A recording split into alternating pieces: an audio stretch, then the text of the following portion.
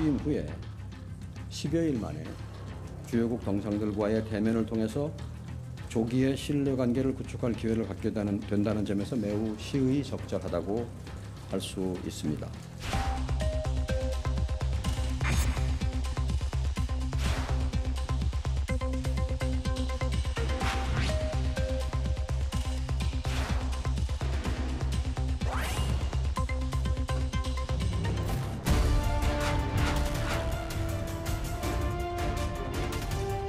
평화가 흔들리면 경제도, 안보도, 일상도 흔들린다는 것은 역사적 교훈입니다.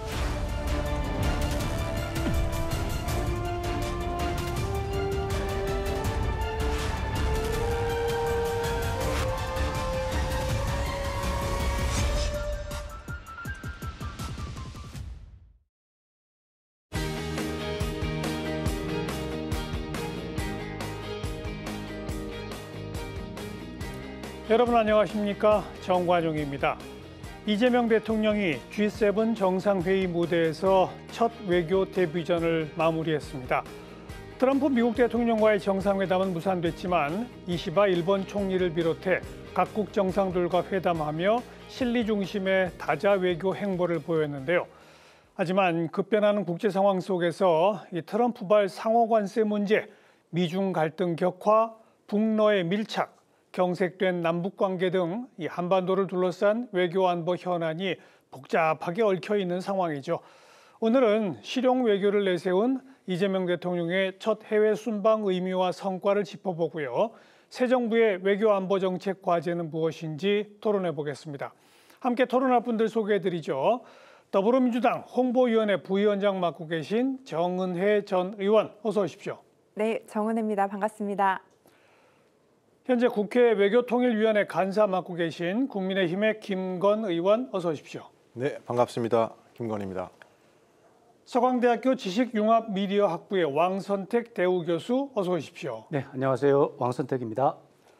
한국국가전략연구원의 통일전략센터 문성목 센터장, 어서 오십시오. 예, 문성목입니다.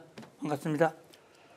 네, 취임한 지 얼마 안 됐습니다만 또 1박 3일이라고 하는 짧은 기간입니다만 G7 정상회담이 이재명 대통령의 첫 외교 무대가 됐는데 우선 어떻게 보셨어요? 정은혜 전 의원은? 네, 그 3년간 외교가 굉장히 좀 어려운 상황에 있었고 또 최근 지난 6개월간은 어떻게 보면 외교 관계에서 외교 무대에서 대한민국이 사라져 있었죠. 그럼에도 불구하고 이재명 대통령이 대통령으로 임명된 지 얼마 되지 않아서 참가했던 이 무대 자체가 굉장히 외교의 품격을 높였고 대한민국의 국가적인 신뢰도를 높였다라고 저는 평가를 합니다.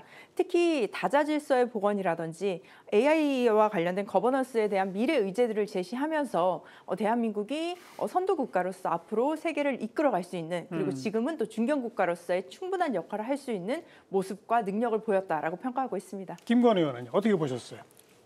말씀하신 대로 지난 3년은 아니고 지난 6개월. 예, 지난 6개월 동안 사실 우리 정상 외교가 멈췄었죠.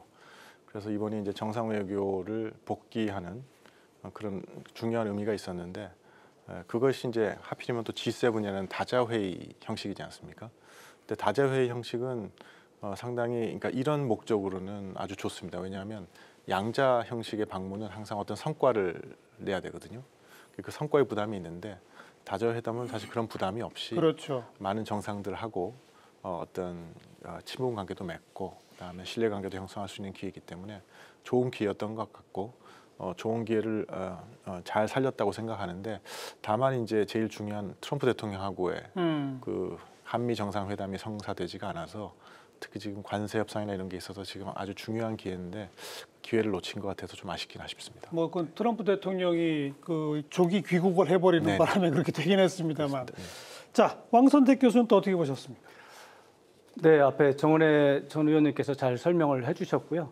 기본적으로 민주주의의 회복 문제라든가 또 정상회계 공백 부분 이런 것들이 국내적으로 이제 어떻게 보면 우려 또 걱정이 있었는데 이런 것들을 말끔히 씻어주는 부분이 되고 또 이재명 대통령의 입장에서 본다면 실용 외교를 기치로 내걸고 새롭게 외교 무대에 처음으로 데뷔를 했는데 상당히 어차피 기대나 예상했던 것보다 훨씬 더 경쾌하고 차분하게 잘 외교 무대에 들어갔다.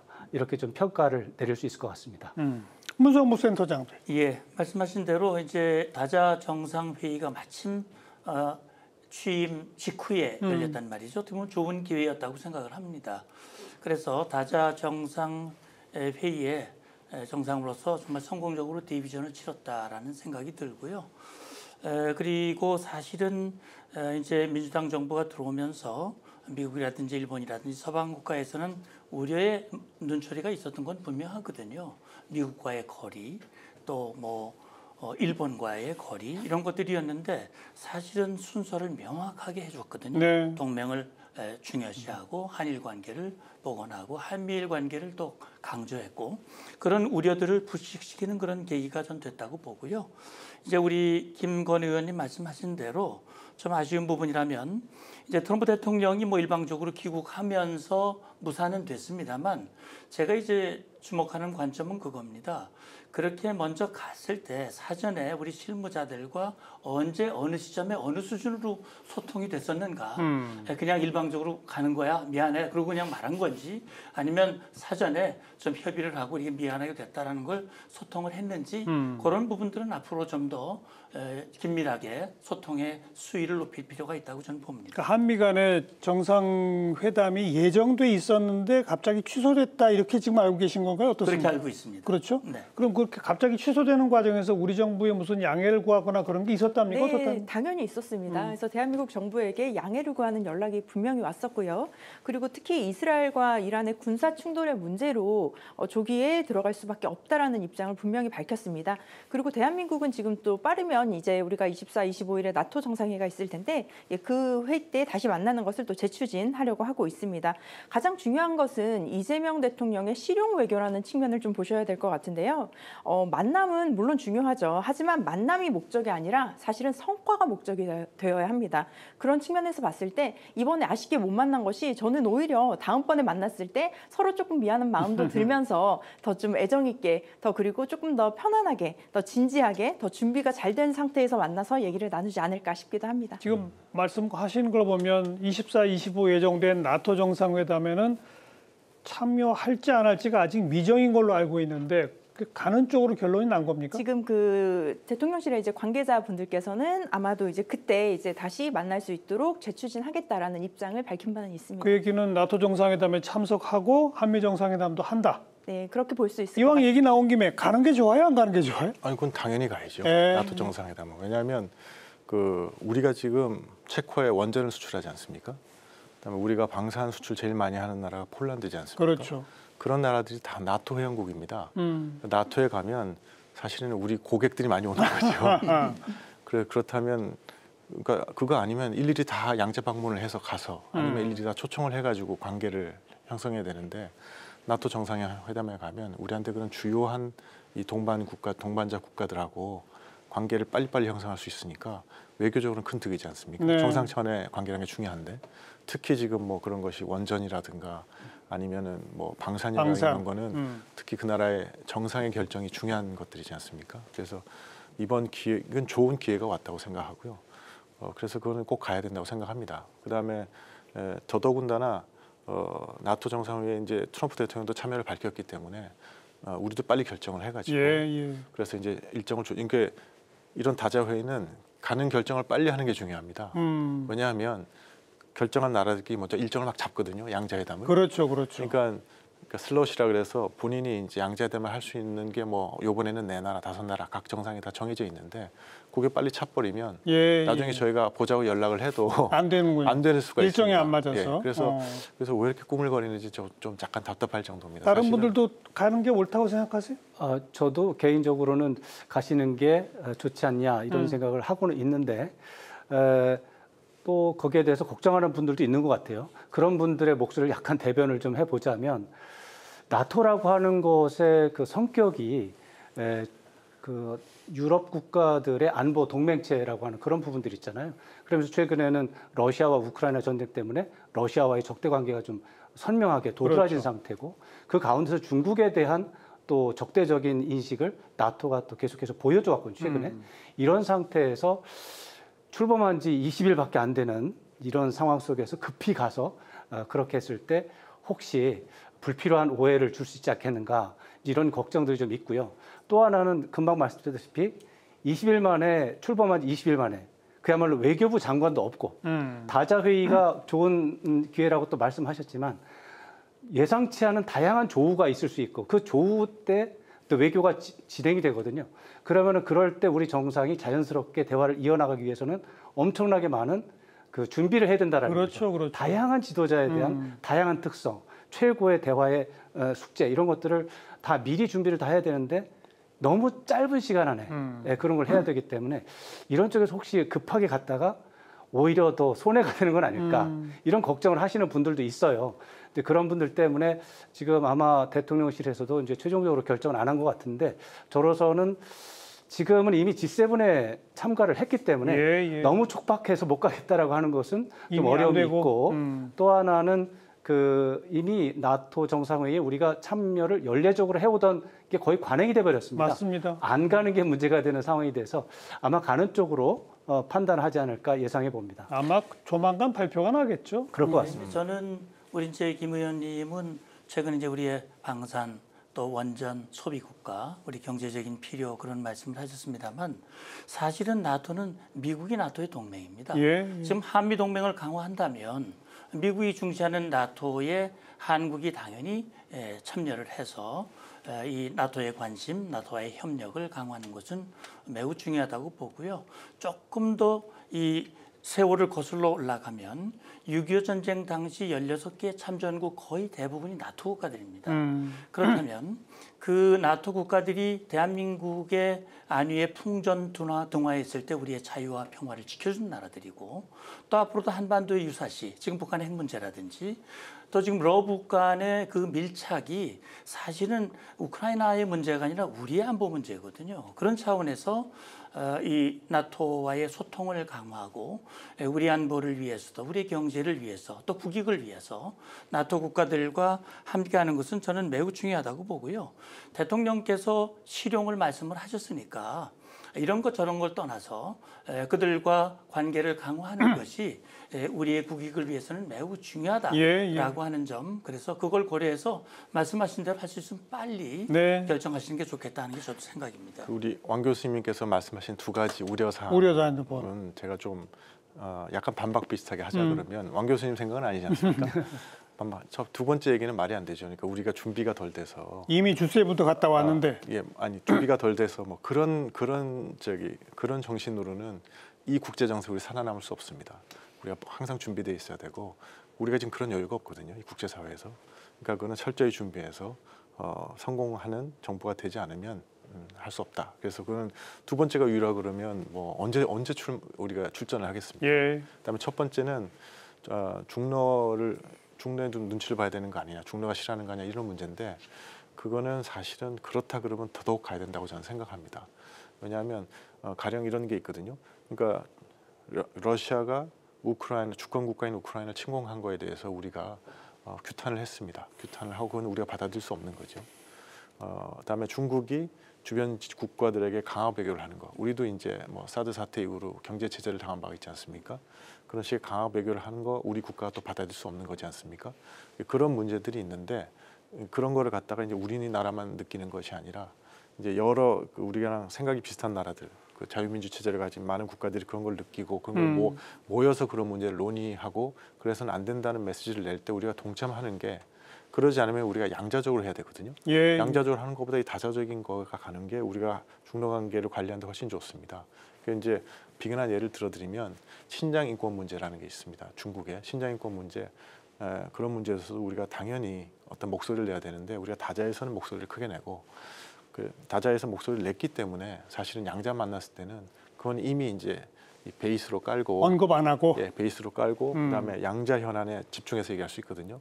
그럼으로써 사실은 한중 관계를 관리하는 데도 도움이 되고 국제 사회에서 우리의 위상이나 위치도 정확하게 자리매김할 수 있고 이런 거 있기 때문에 사실 나토 정상회담을 간다는 것이 어떻게 다른 방면에서 보면 사실 중로 관계를 관리에도 도움이 된다고 저는 생각하기 때문에 두 가지 다 뭐 그렇게 저한테 설득력 있게 받아들여지지 않고 그런 것 때문에 만약에 우리가 지금 결정을 못 하고 있다 그러면 답답하다 이런 생각이 듭니다.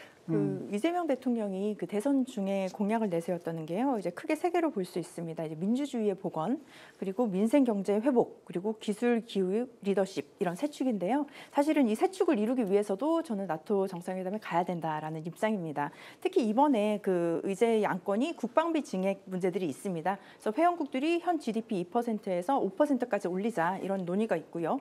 그리고 나토의 그 멤버십을 좀 결속시키자 뭐 이런 논의들도 있는데 이 자리에 대한민국이 함께 들어간다면 이제는 뭐 경제 안보, 기술 안보 이런 것들도 함께 이뤄낼 수 있는 결과가 될 수 있겠다. 그래서 대한민국이 어떻게 보면 균형의 예술 또 다자 외교에서의 이런 모습들을 보여줄 수 있는 저는 이재명 대통령이 충분히 능력이 있고 자질이 있다고 봅니다. 자, 그런데 뭐 네 분 다 이제 참여하는 게 옳겠다. 또 가서 또 한미 정상회담도 성사시키는 것이 좋겠다. 그런데 지금 한미 간에는 뜨끈뜨끈한 현안이 워낙 많습니다. 지금 관세 유예된 날짜가 7월 8일까지예요. 지금 한 20일밖에 안 남았거든요. 그 사이에 트럼프 대통령과 만날 수 있는 기회는 아마도 나토 정상회담 그 날짜밖에 없을 것 같아요. 그리고 지금 여기에는 뭐 주한미군 방위비 분담금 문제라든지 주한미군의 아예 감군 문제라든지 이런 것도 같이 얽혀 있거든요. 뭐 물론 지금 한미 간에는 계속 실무적 협상은 하고 있겠죠. 그죠? 네, 그렇습니다. 근데 과거에 사실은 지금 앞서 말씀하신 대로 지금 한 6개월간 저희가 외교가 또 단절이 되기도 했었는데 이재명 정부의 대미 외교 방안은 단순히 관계 복원뿐만이 아니라 관계의 구조 자체를 바꾸는 것에 아마 더 집중을 할 것 같습니다. 특히 말씀하신 대로 상호 관세 문제에 있어서 지난번에 뭐 통화에서도 이제 살포시 이제 언급을 하기도 했었는데 관련해서 이제 이재명 정부는 이제 관세와 방위비를 연계하지 않는다. 그리고 또 반도체, 배터리 등 핵심 품목은 예외로 설정한다. 뭐 이런 것들을 이제 좀 전략적으로 구사를 하고 있는데요. 이 부분에 대해서는 좀 협상이 좀 필요할 것 같습니다. 그리고 주한미군 감축에 관해서는 이제 관련해서 좀 우리가 예의주시할 필요가 있는데요. 좀 선제적으로 우리가 좀 공격적으로 먼저 좀 협상을 해야 되는 것이 아닌가 싶습니다. 그 단순히 숫자만을 얘기를 하기보다는 앞으로 우리가 좀 뭐 기술적으로 아니면 우주나 뭐 ICT 분야에 있어서도 어떻게 보면 협력할 수 있는 분야들을 만들어야 한다라고 생각이 드는데요. 마지막으로 방위비 분담금입니다. 가장 좀 민감하고 여기 또 금전적인 문제들이 들어가 있는데 사실은 우리가 그 관련해서 이제 방위비 분담을 이제 과거에 이제 뭐 5년 단위로 또 계약을 하던 것을 또 1년을 하기도 했었고요. 근데 이재명 대통령 같은 경우는 이제 공약에서 이제 단년 계약이 아닌 5년 단위에 계약을 하겠다. 그리고 예측 가능한 비용을 하겠다. 또 물가 연동 상한 기준을 설정하겠다라고 이런 협상 그 원칙을 정한 바가 있습니다. 그래서 그 부분에 대한 앞으로의 이런 협상에서 가장 큰 위기가 바로 저는 불확실성이라고 생각합니다. 그래서 그 불확실성을 최소한으로 줄이는 그런 방향으로 협상이 되어야 한다고 생각합니다. 어떻게 보십니까? 그래서 뭐 여당 인사분들 중에서 이번 G7 정상회담 때 뭐 한미 정상회담이 불발된 게 뭐 더 나은 건지도 모르는데 이런 말씀하시는 분들이 계시는데 그건 정말 잘못 알고 계신 거라고 저는 생각하거든요. 왜냐하면 우리가 지금 실무적으로 관세 협상을 하고 있는데 하고 있는데 이제 지금 그 우리 미국 실무자들의 가장 큰 애로가 뭐냐면 도대체 얼마 정도 해야 트럼프 대통령이 받아들일 건지를 몰라서 그러다 보니까 이제 미국 측의 입장이라는 게 자꾸 이것저것 더 내놓으라고 자꾸 그러는 거죠. 뭐가 지금 트럼프 대통령이 만족한 수준인지 알지 못해서 그러다 보면 밑에 사람들은 굉장히 이 과도하게 요구를 하게 되고 그 과도하게 요구하는 건 우리가 이제 받아들일 수 없고 그래서 지금 사실은 협상이 그렇게 좀 평행선을 달리고 그렇게 되는 거거든요. 그런 상황인데 그럴 때 가장 중요한 거는 결국은 트럼프 대통령이 정말로 관심이 뭐에 있는 거고 의중이 뭐고 이런 걸 좀 파악하는 거거든요. 그런 걸 파악하면 우리가 자신 있게 이거 이 정도 하면 트럼프 대통령이 받아들인다고 하고 딜이 되는 거니까 그런 걸 하려면 일단 트럼프 대통령을 만나서 직접 얘기하는 게 중요한데 그것도 끝나고 나서 우리가 어떤 합의를 맺다 그런 얘기도 할 필요 없이 한미 다자회담 계기에서 할 수 있는 거였으니까 G7 회담 정도에서 이렇게 하게 되면 그게 좋았죠. 좋았는데 이거 못 하게 되니까 그 사실은 큰 기회의 손실이거든요. 그래서 지금 빨리 나토에 가신다고 하고 그 트럼프 대통령하고 나토에서라도 기회를 마련해서 지금 뭐 차라리 그거보다는 뭐 양자 방미를 하는 게 낫지 않느냐 그렇게 하는데 양자 방미를 하게 되면 정면으로 그 문제를 해결해야 되거든요. 그러기 전에 먼저 이제 의중을 파악해서 어떤 선을 타결할 수 있는지 패키지를 만들고 해가지고 해야 되니까 그래서 이번 나토에서는 꼭 좀 한미 정상회담 좀 성사됐으면 좋겠다 그런 생각이 들고 이게 이제 7월 8일이라는 시한이 있는 문제입니다. 있죠. 시한이 있는 문제라서 계속 막 이렇게 밀다 보면 그냥 제풀에 그냥 쓰러지는 거 아니야 이렇게 생각하시는 분들이 계신데 그렇지 않습니다. 저기 그 감이 떨어지라고 감나무 밑에 그냥 앉아 있으면 해결될 그런 문제가 아니라고 저는 그렇죠. 생각합니다. 네. 그런데 의중을 다 밝힐까요, 트럼프가? 그게 이제 사실은 우리 정상회담에서 우리의 기술이죠. 예, 그 그래서 그런 부분에 거에 대한 대해서 준비가 좀 되어 있어야 약간 될 것 좀 같습니다. 말씀하세요. 데블스 애드보킷 차원에서 말씀을 좀 드린다면 이 정상적인 정부였다면은 지금 하신 말씀이 정확히 맞을 것 같습니다. 그런데 지금 6개월 동안 대한민국이라는 나라가 모든 면에서 총체적으로 격변을 겪은 직후라고 하는 것이죠. 이 정권이 교체가 된 거죠. 예, 이런 협상을 담당하고 또 실무선에서도 이런 부분에서 구조가 변경되는 상황에서 이제 막 정부의 수장이 된 대통령이 상대 이제 미국 대통령과 협상을 했을 때 혹시 실수가 나올 가능성 없지 않을까 이런 걱정이 많이 되고요. 그런 상황에서 새로운 정부의 또 대통령의 정책 기조라는 게 또 전임 정부와 다를 수도 있지 않겠습니까? 이런 부분들을 실무 협상 대표라고 조율하는 시간도 좀 필요할 것 같아요. 이런 차원에서 신속하게 하는 것도 의미가 있지만 정확하게 하는 것도 굉장히 중요한 부분입니다. 맞죠. 그리고 또 미국의 협상의 현재 상황을 보면 약 80개 정도 되는 나라와 개별 협상을 하고 해서 성공시켜야 돼요. 예. 실제로 협상을 마친 나라는 영국, 중국, 멕시코, 캐나다 이 정도밖에 안 됩니다. 다른 나라들은 여전히 서로 다른 나라는 어떻게 하는지 보고서 같이 가자라고 이런 상황이거든요. 이럴 때 이제 막 열흘 된 20일 된 대통령이 섣불리 나서는 게 과연 적절한 것인가 이런 의문은 우리가 제기해 볼 수 있다. 저는 그런 생각을 해요. 이제 정상 간의 관계라고 하는 것은 소통을 통해서 신뢰를 쌓는 거라고 저는 봅니다. 그런 차원에서 이재명 대통령이 이제 대통령으로 취임을 하셨고 이제 전화 통화를 했지만 트럼프와 직접 만나지는 못했거든요. 저는 트럼프 같이 탑다운 방식의 접근을 좋아하는 그런 리더십에게는 우리 대통령이 하루빨리 만나서 대통령이 지난번 기자들과 만나서 대략 자기가 가지고 있는 생각과 방향을 밝히셨어요. 그러니까 기업인들하고 얘기해 보니까 다른 나라들하고 비슷하면 뭐 해볼 만하다. 그런 얘기를 들으니까 내가 굉장히 마음이 편안하더라. 그렇게 얘기를 했거든요. 이미 말씀하신 대로 영국하고 타결이 됐고 그다음에 다른 몇몇 나라들하고 타결이 됐고 일본하고도 지금 접근이 되고 있기 때문에 아마 그런 협상의 타결은 우리에게도 좋은 어떤 그 지침이 될 거라고 봅니다. 그런 차원에서 저는 트럼프 대통령이 한국과의 조선 문제라든지 여러 가지 한국이 필요한 영역들이 분명히 있거든요. 그래서 방위비 분담금하고 연관시키지는 않더라도 어쨌든 지금 영국 같은 경우로 보면은 뭐 자동차, 철강, 알루미늄 관세를 좀 낮췄더라고요. 그리고 그 대신 이제 영국이 미국의 물품을 구매하는 특히 항공기 구매액이 100억 달러. 근데 어쨌든 미국에 이익이 되는 뭔가를 얹어주면서 우리의 관세를 낮추는 그런 형태의 준비를 우리 실무선에서 충분히 하고 있으리라고 보고요. 그런 차원에서 보면 어쨌든 이번 나토 정상회의에 가시기로 했다니까 전 잘했다고 보고요. 이번에는 어떤 일이 있든 꼭 만나서 긴 시간이 아니더라도 소통을 하고 신뢰를 쌓는 그런 계기가 됐으면 좋겠습니다. 그런데 지금 정부는 그 방위비나 주한미군 문제와 관세는 연동시키지 않는다라고 하는 그런 공약과 기조를 내세웠는데 그건 어떻게 평가하세요? 그러니까 연동시키지 않는다는 거는 이제 협상을 아직은 사실은 이게 문제가 좀 섣부른 게 방위비 문제는 아직 미국이 정식으로 제기한 적이 없으니까 언급한 바도 없죠. 네, 언급한 바도 없으니까 우리가 연기한다, 연동한다 먼저 나서서 그럴 필요가 전혀 없어서 제가 별로 더 이상 얘기하고 싶지 않고 그다음에 주한미군 감축 문제라는 거는 미국의 언론에 났는데 미국 정부가 부인한 거지 않습니까? 그걸 놓고 저희가 여기서 감론을박하는 것도 우스운 얘기거든요. 나오기도 전에.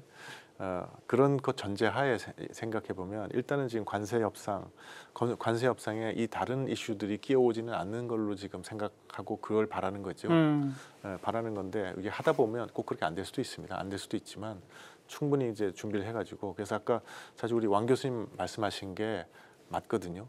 충분히 준비할 시간을 갖고 대응을 하는 거 그게 중요한데 문제는 현실이 그걸 허용하지 않는 겁니다.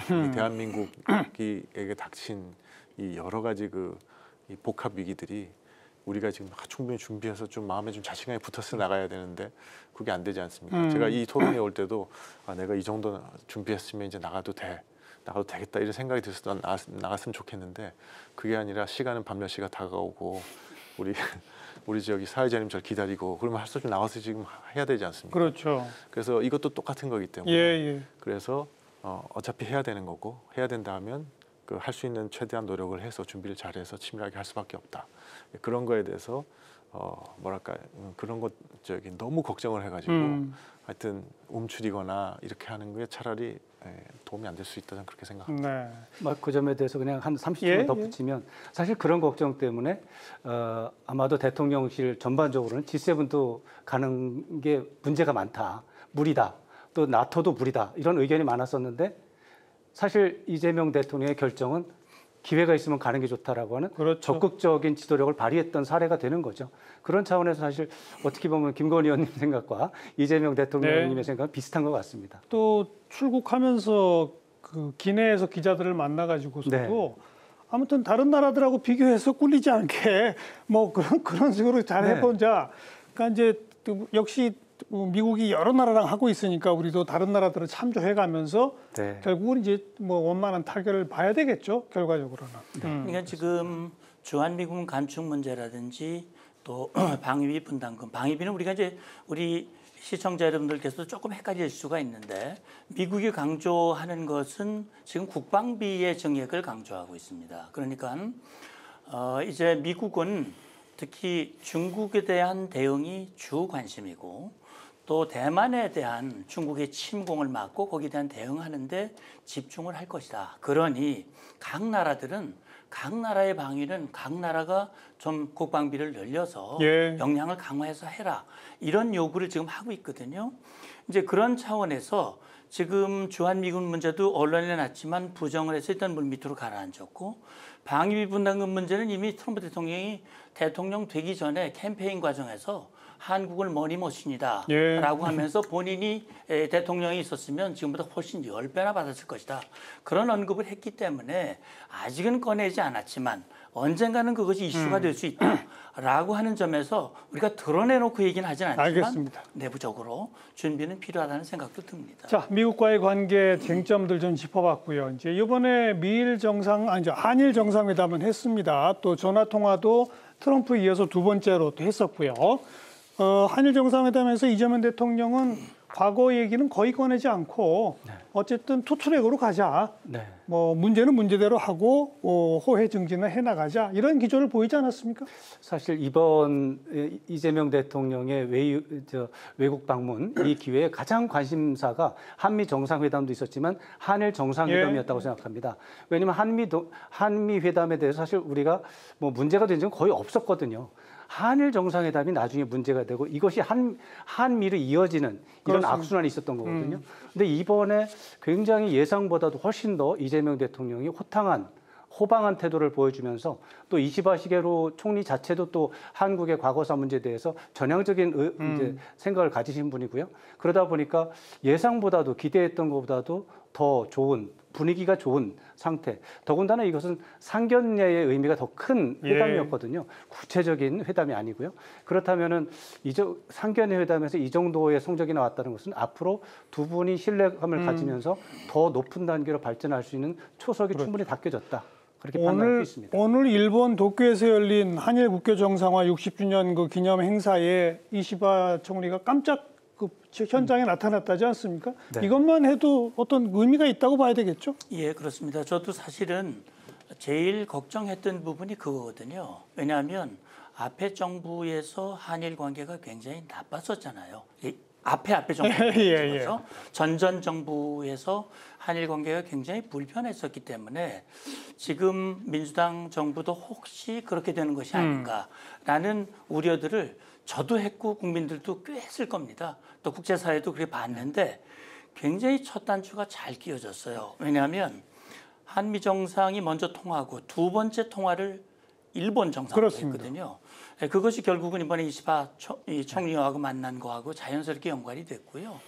저는 뭐 투트랙 전략으로 가는 거, 과거사는 과거사대로, 또 현재와 미래는 현재 미래대로 구분해서 나가기로 했고, 특히 제가 관심 가진 것은 한미일 안보 협력이에요. 근데 이것도 앞에 정부가 했던 기조를 그대로 받아들여서 이걸 강조하기로 했고, 최근에 한미일 연합훈련이 정상적으로 진행이 됐습니다. 물론 준비된 것이지만, 그래서 이것이 앞으로 셔틀 외교를 포함해서 한미일 안보 협력으로 강화될 수 있다면 이건 정말 바람직하다. 네. 그런 생각이 듭니다. 네, 그 일본 언론에서조차도 이번 만남이 한일 관계의 복원을 할 수 있는 뭐 신호로 평가가 된다, 이렇게 굉장히 긍정적으로 좀 평가를 했다고도 합니다. 이재명 대통령도 그 자리에서 우리는 가깝고도 먼 나라다, 뭐 이런 표현도 하셨고요. 특히 이시바 총리 같은 경우는 일본 자민당 내에서도 굉장히 좀 온건한 안보관을 가지고 있다고 합니다. 그래서 한일 협력의 필요성도 굉장히 크게 느끼고 있는 것 같습니다. 그리고 특히 저는 과거에 그 김대중 오부지 선언이 좀 생각이 났었는데요. 그때 이제 역사를 직시하되 미래를 향해 나아가자, 뭐 이런 말씀을 또 하셨는데, 그런 것처럼 우리가 과거의 역사는 역사대로, 또 위안부 문제나 과거사 문제들은 또 따로 정리를 하고, 그리고 미래로 나아갈 수 있는 것. 이번에 그 이재명 대통령이 그 공약으로 내세웠던 게 있습니다. 일본과의 그 미래 세대 100만 교류 플랜, 이런 게 있었습니다. 그래서 특히 한일 청년들이 교류를 할 수 있는 그런 프로그램을 다시 만들자라고 그 공약을 했었는데요. 이제 말씀하신 국교 정상화 60주년과 관련해서도 특히 경제 분야, 문화 분야, 또 청년 교류 분야, 이 부분들을 더 활성을 시켜서 이제 우리가 정말 가깝고도 먼 나라라고 네. 했던 것처럼 조금 더 관계적으로 좀 플랜들리하게 좀 가까이 다가갈 수 있겠다 싶습니다. 그래서 오히려 제가 이재명 대통령이 보였던 태도가 겸손하지만 단호한 모습을 보였던 게 아닌가. 그리고 고개를 숙이진 않았지만 방향도 틀지 않았고, 그리고 일본이 진정한 파트너가 될 수 있는 길을 열어줬다라고 평가하고 싶습니다. 방금 일본 언론 언급하셨는데, 특히 일본 정가나 언론계가 제일 긴장했다는 거 아닙니까? 네, 그렇습니다. 어떤 의미로 보자면 윤석열 전 대통령이 워낙 파격적으로 일본과의 관계를 뚫었기 때문에 계엄하고 또 탄핵되고 나서 이제 일본하고 어떻게 되는, 한국하고 어떻게 되는 거야? 제일 걱정했었다는 거죠. 일본 정가와 언론이. 그런 어떤 반응일 것 같아요. 네. 근데 그게 이제 이번 정상회담은 상당히 긍정적이었던 거는 맞습니다. 그러니까 이 뭐 국교 정상화 60주년을 계기로 해서 양국 관계를 더 발전시켜 나가자는 그런 뜻도 모았고, 그다음에 한미, 아까 말씀하신 한미일 그 안보 협력, 한미일 협력을 계속한다는 것도 있었고, 또 이제 그 무엇보다 중요한 게 셔틀 외교 복원했죠. 그러니까 복원에 대한 의지도 다졌기 때문에 전반적으로는 좋은데, 그 일본이 걱정하는 게, 일본 측이 걱정하게 된 게 뭐 사실 뭐 윤석열 대통령이 적극적으로 했다 그 문제보다는 과거도 그렇고 지난 3년도 그렇고 항상 민주당에서 국내 정치적 목적으로 약간 반일 선동을 한다든가 아니면 뭐 정부 여당을 친일 프레임을 그때 씌운다든가 이런 걸 많이 했거든요. 그런 거에 대해서 조금 걱정이 있는 겁니다, 일본 측은. 그래서 그게 근데 이제 민주당 정부가 들어섰으니까 이 문제는 어떻게 할까 걱정이 있어서 사실은 아직까지 거기에 대해서 뭐 그런 우려가 완전히 해소된 건 아닌 것 같습니다. 이번에도 우리 발표문하고 일본 발표는 조금 다르거든요. 그래서 일본 같은 경우는 결과를 발표할 때 뭐 솔직한 의견을 교환했다 이런 말 쓰는데, 보통 우리가 외교가에서 그런 얘기할 때는 뭔가 좀 약간 이견이 있을 때 쓰는 얘기거든요. 그다음에 이제 그 안정적인 발전이 중요하다 뭐 이런 얘기를 하는 거 보니까, 안정적인 발전을 얘기한다는 건 불안할 수 있다는 우려가 좀 마음속에 있을 때 하는 얘기거든요. 그래서 뭐 첫 단추는 잘 끼었다고 생각이 되지만 한일 관계도 이제 좀 잘 갖고 가려면 물론 이제 우리도 노력하고 일본도 이제 과거사에 대해서 홍하는 성의 조치를 보여야 되는데, 그런 것들을 잘 이제 이끌어가야 된다고 생각합니다. 그래서 우리로서는 첫 번째로 해야 될 거는 일단 지금 강제징용 해법과 관련해서 지금 오늘도 뭐 그 석간 보도를 보니까 많은 그 승소하신 강제징용 피해자분들이 그 재단에 돈이 없어서 돈을 못 받고 있다고 그러더라고요. 그래서 이제 우리 기업들이 이제 좀 희사를 하고 싶은데 이 정부 입장이 이제 뭔지 몰라가지고 주저하고 있는 바가 많거든요. 그래서 그런 거는 좀 빨리 이제 이 이재명 정부에서 확고한 입장을 이렇게 밝혀주기만 하면, 왜냐하면 한일 관계의 회복이 우리 경제계에도 큰 그 이득이 되기 때문에, 그래서 이제 우리 경제계도 환영하면서 이제 그걸 적극적으로 할 것 같으니까 그런 걸 좀 해야 될 것 같고. 그 말씀에 대해서 약간 이제 해명 말씀. 잠깐만요. 해명 이전에 그 문재인 정부 때, 박근혜 정부 때 한일 간의 그 위안부 문제 합의한 거를 파기하지 않았었습니까? 사실상이라고 하는 게 좋을 것 파기는 같습니다. 안 했습니다. 네, 파기한 적은 아니, 그러니까 그 합의 자체가 올바르지 않다라고 하는 그런 평가를 내리고 실제로 이행이 잘 안 됐지 않습니까? 뭐 그런 측면이 있는데요. 그러니까요. 이행이 된 것도 있습니다. 그러니까 일부 이행되고 예, 일부 안 되고. 이번에도 지금 강제징용에 대한 윤석열 전 대통령과 일본과의 합의된 그 해법에 대해서 네, 그동안에 민주당 쪽은 좀 비판적인 입장이었었는데 그렇죠. 과연 그럼 이재명 정부는 기존 한일 간의 합의를 그대로 존중하고 이어갈 건지 네. 아니면 또 지난번 문재인 정부 때처럼 애매한 자세로 바뀔 건지 어떻게 생각하세요? 일단 그 이재명 대통령 같은 경우는 그 국익 중심의 상생 방안을 만들겠다라고 얘기를 했고 성숙한 한일 관계를 재정립하겠다라고 또 말씀하신 바 있습니다. 그 통화에서도 그런 일본과 두 번째 통화 때에도 그런 얘기를 했는데요. 그런 것만큼 저는 이제 뭐 과거에 우리가 뭐 어떤 문제가 있었고 어떤 이슈가 있었고 그 부분들을 계속 이어나가던 것도 중요하지만 지금 우리가 투트랙 얘기를 하지 않았습니까? 그래서 과거사 문제와 앞으로 미래로 나아갈 그런 경제 문제 이것들을 철저히 분리하고 그 부분에 있어서는 조금 더 내부적으로 또 어떻게 보면 물밑 협상이라든지 이런 것들이 저는 더 필요할 거라고 봅니다. 한두 가지 좀 추가 말씀드릴 게 있는데요. 이재명 대통령께서 사실 12월 그 계엄이 난 이후에 국제사회에서 한국에 대한 이제 우려, 불안 이런 것들이 증폭된 이후에 국제사회에 대한 안심이랄까요? 이런 것 때문에 일부러 몇 가지 말씀하신 게 있어요. 한미동맹은 굳건하게 유지하는 게 민주당과 본인의 입장이다. 한미일 안보협력에 대해서 자기는 지킨다. 한일 관계 개선에 대해서도 자신은 계속해서 지켜나간다. 이 말씀을 꾸준히 반복적으로 하시는 6개월 전입니다. 그리고 대통령이 취임한 이후에도 똑같은 기조를 보이고 있고요. 제3자 변제 문제에 대해서도 대위 변제 문제에 대해서도 직접적으로 말씀하신 거는 국가와 국가 간에 맺은 이런 약속을 함부로 어긴다라고 하는 것은 어려운 문제다. 어렵다. 이런 말씀 하신 적이 있는데 그 말은 사실 외교적으로 볼 때는 바꾸지 않겠다. 그대로 수용하겠다라는 말로 충분히 해석할 수 있는 부분입니다. 그게 이제 아까 김건희 의원이 명확한 입장을 밝혀야 할 것이다. 이제 그 입장이 곧 아마 나오지 않을까 예상이 되고 어떤 태도일지 지켜봐야 할 것 같고요. 다음 이제 중국 또 러시아와의 관계인데 시진핑 주석 이재명 대통령과 통화하면서 상당한 기대감의 표시라고 할까요? 우리 관계를 한층 더 높여보자. 이런 얘기를 좀 하고 있지 않습니까? 아무래도 윤석열 전 정부와는 좀 다른 한중 관계가 예상되는데 어떻게 가야 한다고 보세요? 저는 아주 그 부분에 대해서는 좀 더 희망적인 부분이 있습니다. 이재명 대통령께서는 대통령 취임 이전에 윤석열 전 정부 정책에 외교 정책에 대해 비판하신 부분이 있는데 그것은 한미동맹 강화, 한미일 협력, 한일 관계 개선 좋은데 한중 관계하고 한러 관계, 남북 관계도 동시에 관리를 해야 되는데 왜 그 부분을 망치느냐. 한미 동맹에 대해서는 난 아무 문제 없다. 굳건하게 된다. 바로 이 점이 고쳐야 될 부분이라고 지목을 하셨는데 그런 차원에서 한중 관계는 이재명 정부에서 개선을 해야 되는 대상으로 지금 지목이 돼 있기 때문에 곧바로 조치가 나올 것 같고요. 하나 더 말씀드릴 것은 올해 10월 말에서 11월에 경주에서 에이펙 회담이 있습니다. 맞습니다. 에이펙 정상회의라고 하는 것은 굉장히 큰 회담이고 여기에 시진핑 주석이 참석을 한다면 그야말로 한중 관계에서도 전환점이 될 수가 있거든요. 그런 차원에서 한중 관계에 대해서는 조금 더 희망을 가질 수 있는 요소들이 있다 말씀드립니다. 제가 보는 관점은 이제 사드 사태가 나고 이제 중국이 우리를 제재한 다음에 박근혜 정부에서 상당히 우리가 한중 관계 힘들어지지 않았습니까?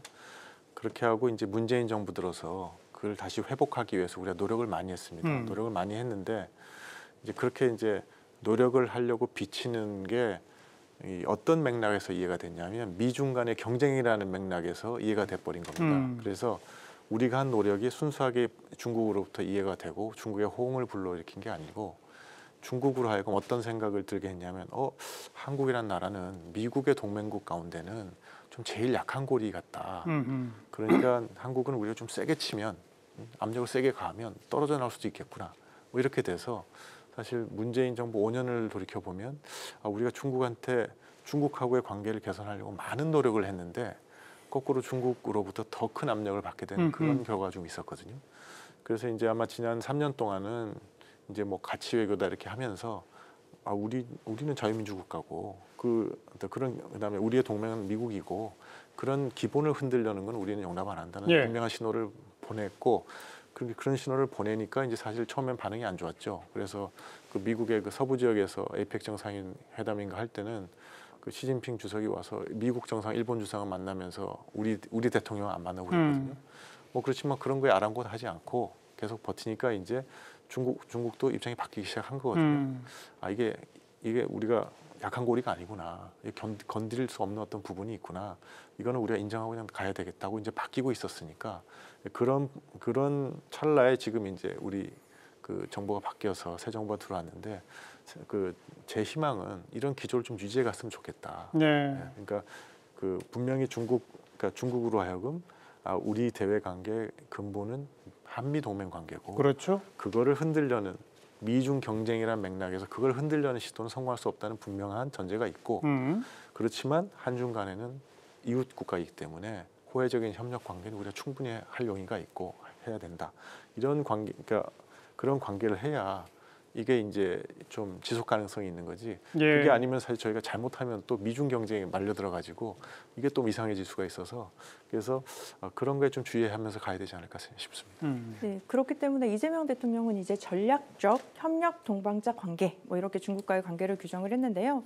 과거에 윤석열 정부 때 말씀하신 가치 외교라는 이름 아래서 사실은 실사구시의 실용 외교가 사라진 것도 사실입니다. 그렇기 때문에 중국과의 우리가 접근을 할 때는 상대방의 입장을 좀 이해하고 맥락을 이해하는 좀 전략적으로 공감력을 좀 가져야 하지 않을까라는 생각이 듭니다.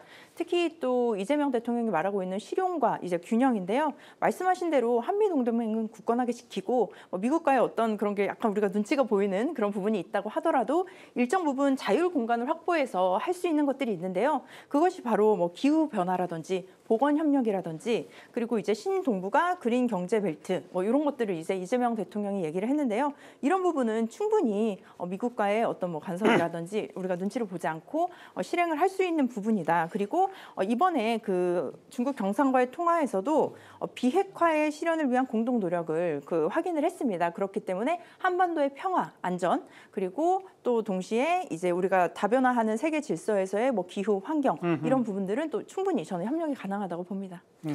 그 점에 있어서 제가 약간 보충 말씀드리고 싶은 부분이 있었는데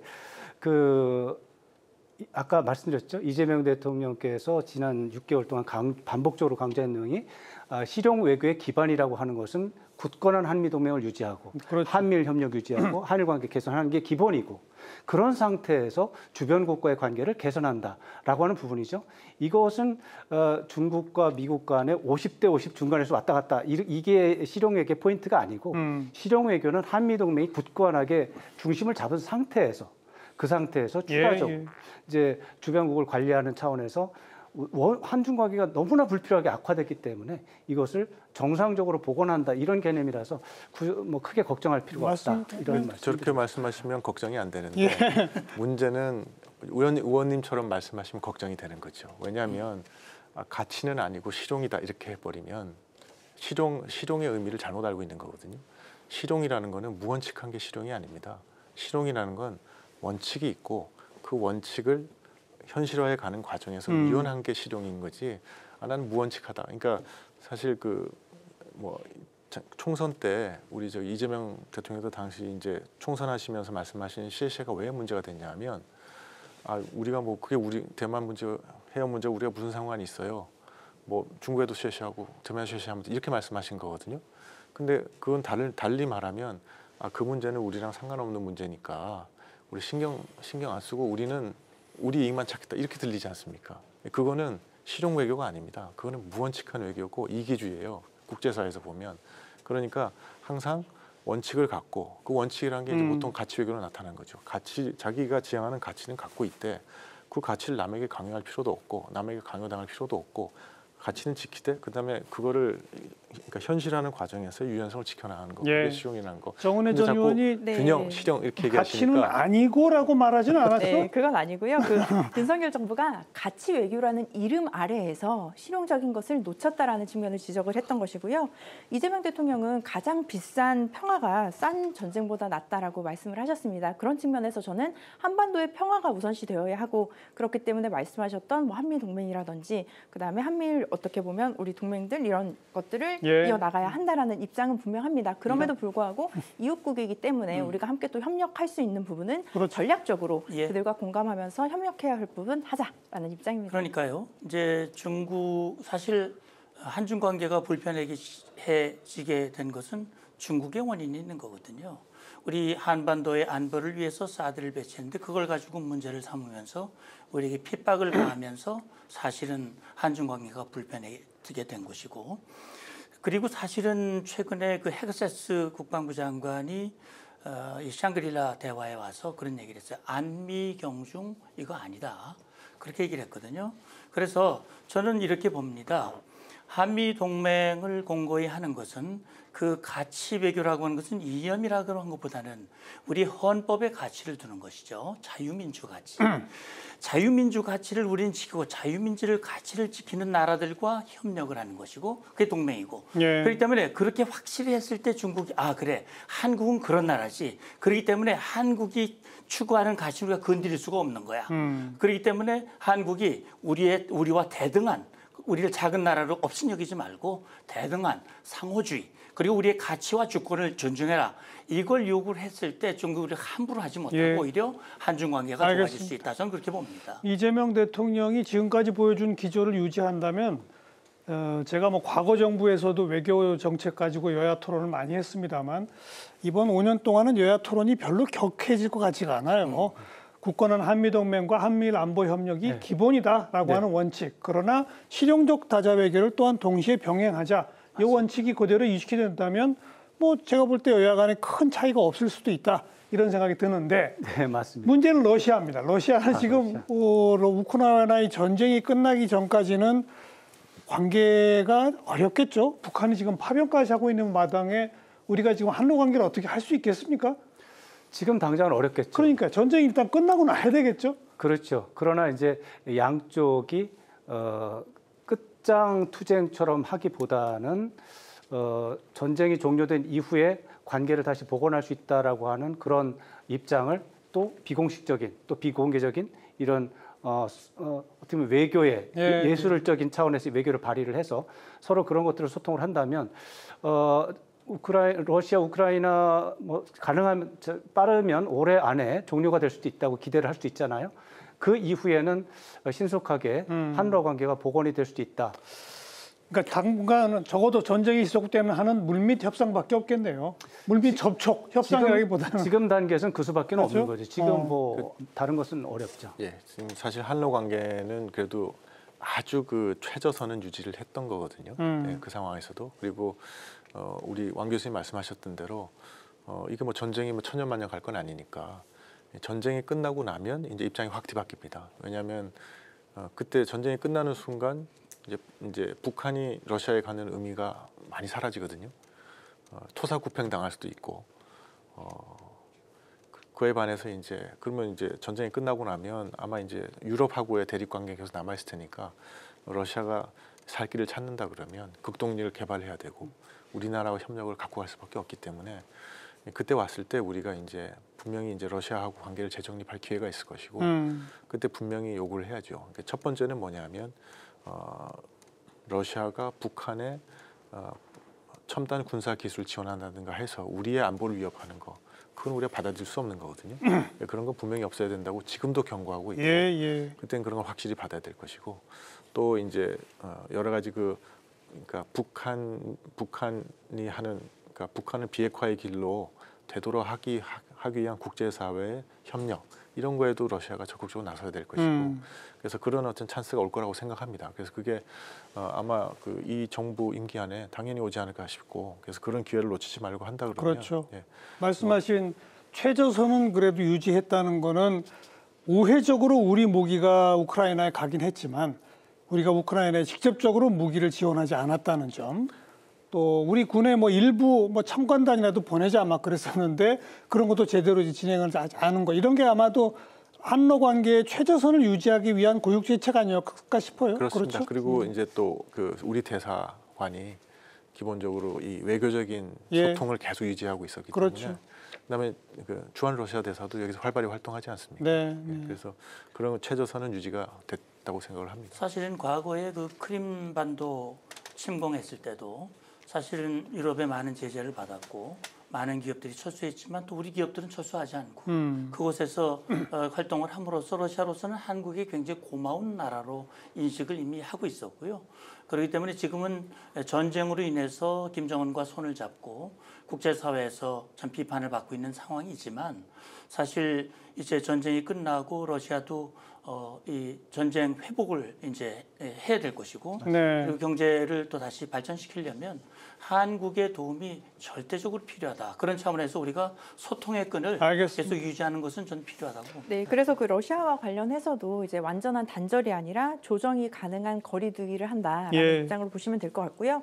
다른 패널분들께서도 말씀하셨지만 이제 전쟁 이후에 복구라든지 북극 항로 또 에너지 협력과 같은 경우는 충분히 저희가 가능한 것들이 많이 있습니다. 그래서 이런 부분들을 앞으로 이어나갈 수 있게 향후 정상 외교의 그런 가능성을 지금은 열어놔야 할 것 같습니다. 그렇죠.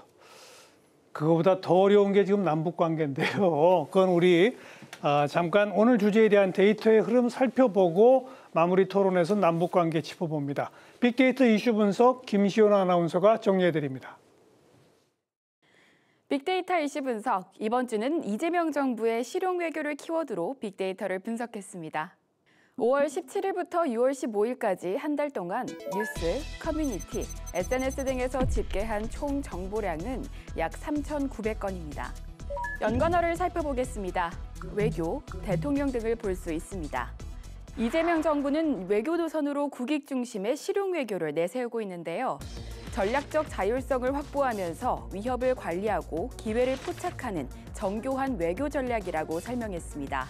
이재명 대통령은 주변 강대국과 우선 대화하는 역대 대통령들의 전통을 따르면서도 이례적으로 4번째, 5번째 정상통화를 체코, 베트남과 진행했는데요. 체코와는 신규 원전 건설 사업 계약 체결을 강조하고 베트남에는 원전과 고속철도 협력을 당부하는 등 실용 외교가 윤곽을 드러냈다는 평가가 나왔습니다. 감성 키워드에서는 중립 감성어 전망과 부정 감성어 위기를 볼 수 있었습니다. 학계는 이달 말 네덜란드에서 열리는 나토 정상회의를 이재명 대통령이 펼칠 실용 외교의 본격적인 시험대로 전망했는데요. 나토 참가국 상당수는 K방산 수출 가능성이 타진되고 있어 이들과 실용 외교가 필수라고 조언했습니다. 미국 싱크탱크의 한반도 전문가들은 이재명 대통령의 실용주의가 도널드 트럼프 미국 대통령의 거래주의와 잘 통할 수 있다고 진단했습니다. 다만 미국과 중국 사이에서 줄타기를 잘못했다가는 한미동맹을 위기로 몰아넣을 수 있다고 우려했습니다. 지금까지 실용 외교를 키워드로 알아본 빅데이터였습니다. 네, 마지막으로 이제 남북 관계인데 이게 북한의 김정은 정권이 이제는 한 민족 통일의 대상도 아니다. 완전히 적대적인 두 국가다. 뭐 헌법까지 바꾸고 모든 걸 그런 식으로 바꿔나가기 때문에 이건 이제 단절이라고 표현하기도 뭐하고 완전 괴멸 상태인데요. 이재명 대통령은 취임 직후에 이 대북 확성기 방송을 딱 중단했고 그러자 북한에서도 대남 방송을 바로 중단하는 화답을 보여왔습니다. 우선 이거는 어떻게 네. 평가하세요? 그거 자체가 대화의 문을 열 수 있는 준비가 되어 있다라고 평가를 할 수 있을 것 같습니다. 이재명 대통령은 한 4가지 정도의 대북 정책을 얘기를 했었는데요.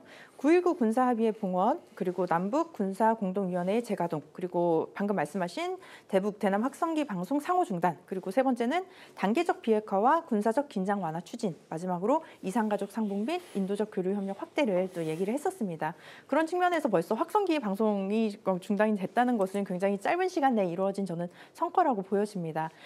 하지만 그럼에도 불구하고 우리가 북한과의 관계에서는 조금 조심스러운 부분도 있을 텐데요. 특히 한미 공조도 좀 다변화하고 있는 상황에서 미국과의 우리의 좀 역할 분담을 하는 것이 어떤가 저는 좀 생각을 해봤거든요.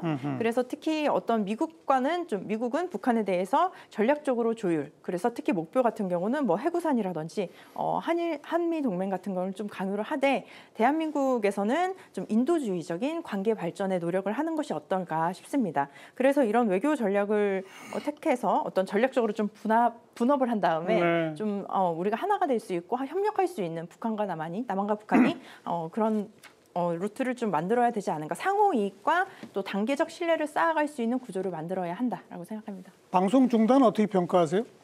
그러니까 방송 중단 거기까지는 사실 쉬운 조치죠. 그러니까 그거 하나 갖고 저는 많이 해석하고 싶지 않습니다. 왜냐하면 그 대북 확성기 방송을 중이 북한에는 아주 고통스러운 거였고 그것이 그다음에 거기에 대응하느라고 소음 방송을 보냈는데 소음 방송을 보내는 것 자체가 북한에게 큰 부담이었거든요.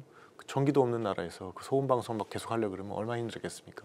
그러니까 우리가 대북 확성기 방송을 중단했을 때 소음 방송을 중단하는 화답을 했다고 전 보지 않고 거기에 따른 자연스러운 결과인데 다만 그렇게 했을 때 그러면 우리가 대북 확성기 방송을 왜 시작했는지 생각해야 되거든요. 우리가 왜 시작했느냐.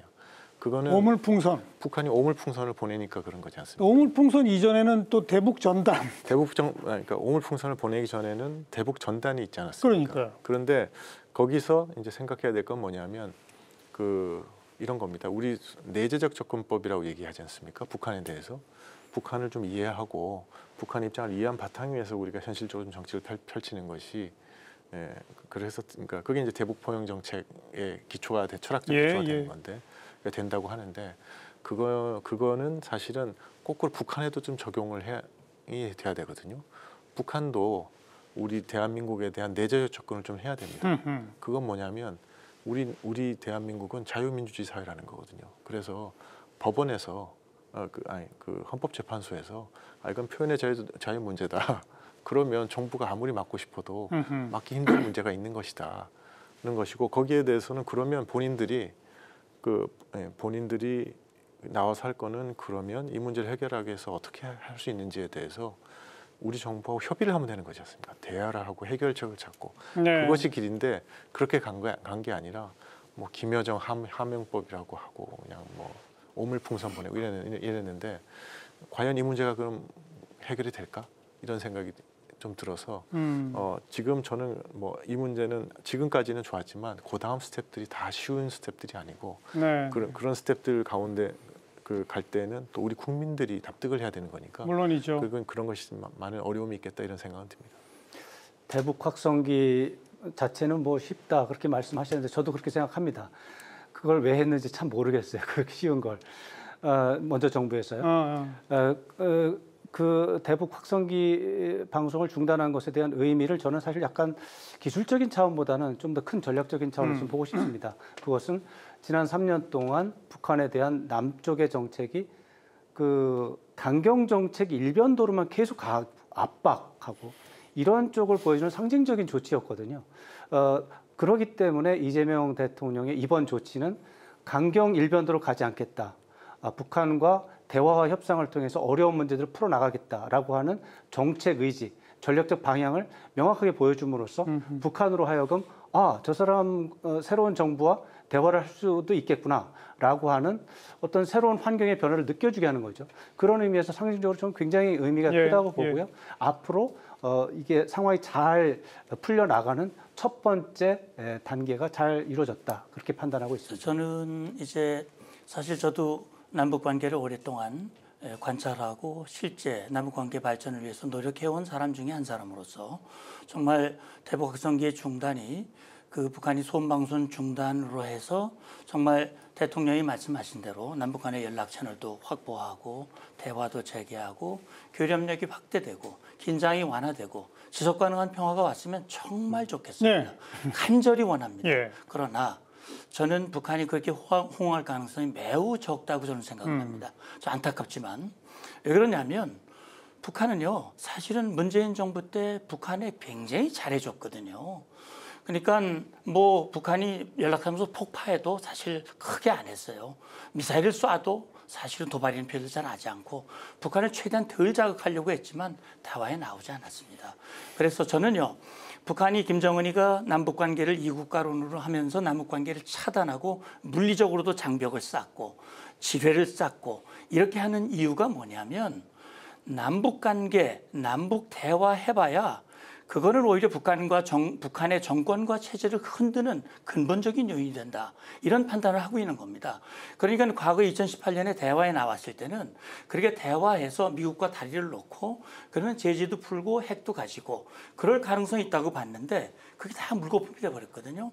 이제는 남북 간에 대화해봐야 핵을 포기하지 않는 한 경제적 지원은 불가능한 겁니다. 그렇다면 남북 관계, 남북 대화에서 사실 얻을 게 별로 없다고 보는 거예요. 오히려 얻는 것보다는 잃는 게 훨씬 크다라는 것이 김정은의 판단이기 때문에 우리가 아무리 지금 확성기를 끄고 이러저러한 조치를 한다 하더라도 당분간 북한이 나올 가능성은 매우 적다는 판단이 드는데 그런 차원에서 우리가 자꾸 대화를 요청을 하고 뭐 이렇게 또 뭐 9.19 군사합의 북한은 지키지도 않는데 우리가 일방적으로 지킨다고 복원을 하면 우리 안보에는 치명적인 위해를 가져올 수 있거든요.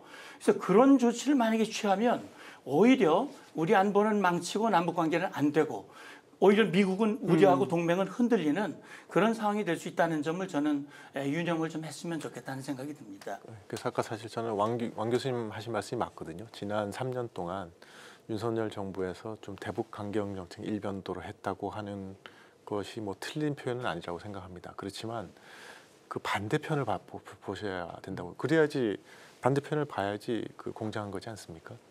그러면 김정은은 그럼 지난 3년 반 동안 어떤 정책을 폈느냐? 근데 3년 반이 아니거든요. 문재인 그 하노이 노딜 이후에 문재인 정부 시절부터 시작해서 그 한 5년을 우리에 대해서 강경 정책으로 일관했습니다. 예. 그래서 그러니까 그것이 똑같이 병치를 놓고 우리가 분석을 하고 우리 입장을 정하고 해야 되는데 그것이 아니고 우리가 강경 정책한 게 잘못해서 우리만 바꾸면 북한이 바뀔 거야 하는 거는 사실은 현실은 아닌 것 같습니다. 오해가 좀 있는 것 같은데 저는 뭐 북한에 대해서 유화 정책으로 언제나 유화 일변도로 가야 돼 이런 말씀이 아니고 강경 일변도로 갔을 때 부작용이 있었기 때문에 그 점에 대해서는 일부 개선을 해야 된다 이런 말씀이고요. 지금 한 가지 이제 좀 역사적인 사실관계에서 좀 바로잡을 게 좀 있는데 윤석열 정부 이전에도 북한 김정은 위원장이 도발적인 행동을 많이 한 게 있습니다.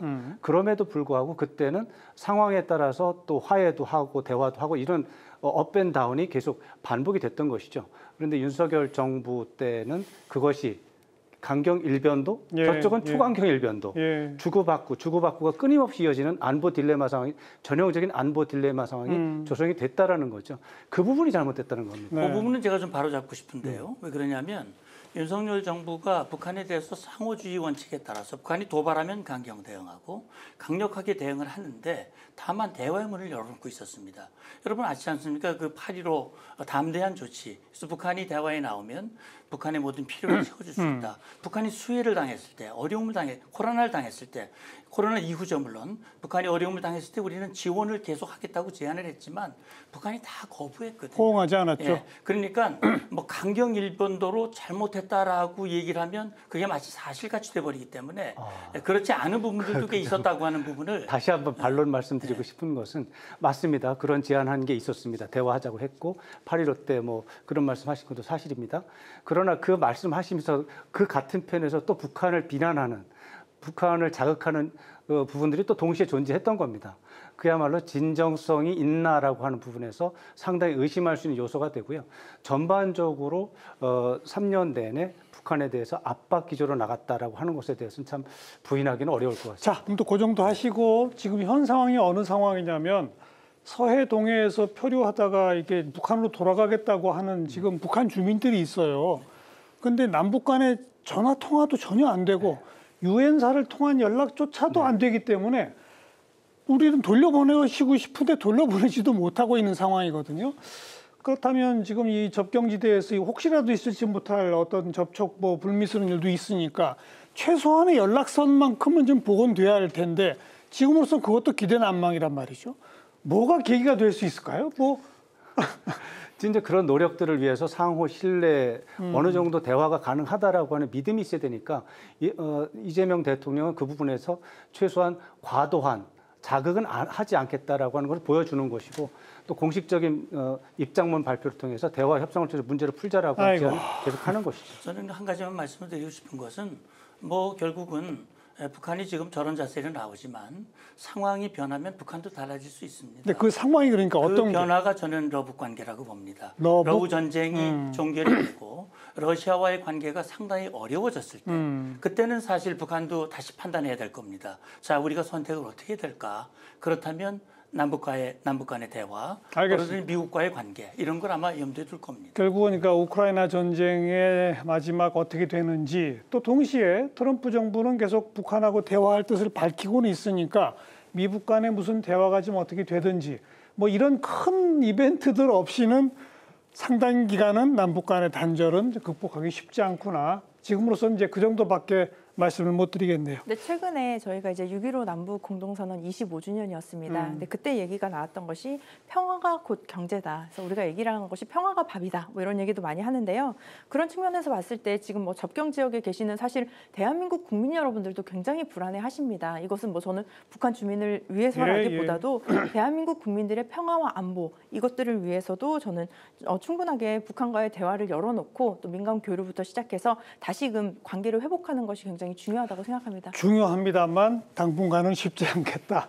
그런 상황 분석입니다. 제가 한 말씀만 드리면 우리 마무리 발언 때 하시면 어떨까 싶습니다. 그러시죠. 자, 이제 마무리 발언 문성묵 센터장부터 한 30초 정도 짧게 한 말씀씩. 그렇습니다. 첫 단추가 잘 끼워졌고요. 말씀하신 대로 지금의 기조를 수미일관 잘 이어가서 정말 안보가 튼튼한 나라, 그렇게 해서 지속 가능한 평화, 그걸 바탕으로 경제도 발전하고 국격을 높이는 그런 정부가 됐으면 좋겠습니다. 왕선택 교수님. 네, 지금 뭐 새로운 정부가 출범해서 아주 제 표현으로는 경쾌하게 또 차분하게 이제 출범을 해서 기대감이 좀 있습니다. 앞으로 근데 우리나라 외교가 개발도상국 외교에서 또 선진 강대국 외교로 변모해야 되는 과제가 있기 때문에 훨씬 더 좀 어려운 상황인데요. 이런 부분에 대해서 여야 다 같이 노력하는 이런 모습을 좀 보고 싶고요. 또 하나는 공공 외교라고 하는 부분이 국민과의 공감을 이뤄가면서 같이 가는 외교가 정말 필요하다. 그런 부분에 대해서 새로운 정부가 좀 관심을 가졌으면 좋겠습니다. 네. 김건 의원, 아까 못 하신 말씀까지. 그래서 뭐 아까 들렸는 말씀은 저는 값비싼 평화보다는 값비싼 억지가 좋겠다는 생각이 들고요. 우리 힘으로 지킬 수 있는 평화가 중요하다. 그다음에 아까도 말씀드렸다시피 이제 실용 외교라는 것은 실용 외교는 자꾸 무원칙한 외교를 실용 외교라고 자꾸 하면 곤란하고 어디까지나 원칙 있는 바탕 위에서 유연하게 그거를 이행해 나가는 그런 외교가 돼야 된다는 것, 그런 말씀을 꼭 드리고 싶고, 사실 지금 말씀하시지만 대한민국 외교는 정답이 있는 외교입니다. 왜냐하면 저희가 강대국으로 둘러싸인 환경화가 있기 때문에. 그래서 사실은 우리처럼 저처럼 이제 외교를 오래 한 사람들은 다 그 길에서 그냥 많이 벗어나지 않거든요. 그게 이제 뭐 어떤 정부가 들어서든 좀 그 길을 유지하려고 노력을 하는데 이번 정부도 그런 노력을 계속 해갔으면 좋겠습니다. 정은혜 의원님. 네, 말씀하신 대로 저도 안보는 군사력과 외교력이 함께 이루어져야 한다고 생각을 합니다. 그리고 가장 중요한 것, 외교의 문제는 곧 신뢰의 문제입니다. 그렇기 때문에 대한민국이 정책의 일관성과 예측 가능성을 가지고 외교를 하는 것이 맞다라는 생각이 되고요. 앞으로는 국내에서는 어떻게 보면 국민적인 합의가 충분히 이루어져야 할 것이고 또 외부에서는 글로벌적인 신뢰가 쌓여야 할 것 같습니다. 그래서 이재명 정부에서는 균형 잡힌 외교 그리고 실용적인 안보 그리고 국민과 함께하는 전략으로 국민 국제 질서 속에서 당당하게 그리고 지혜롭게 함께 헤쳐나가기를 저도 기대하고 있습니다. 네, 굳건한 한미동맹 또 한미일 안보 협력 그리고 주변국, 특히 중국, 러시아 등과의 실용적 다자 외교, 또 호혜 서로 간에 이득이 되는 그런 어떤 외교, 그리고요 진짜 남북 관계에서는 새로운 돌파구가 좀 나왔으면 하는 그런 간절한 바람입니다. 네 분 늦은 시간까지 수고하셨습니다. 고맙습니다. 고맙습니다. 다음 시간 또 뵙죠. 안녕히 계십시오.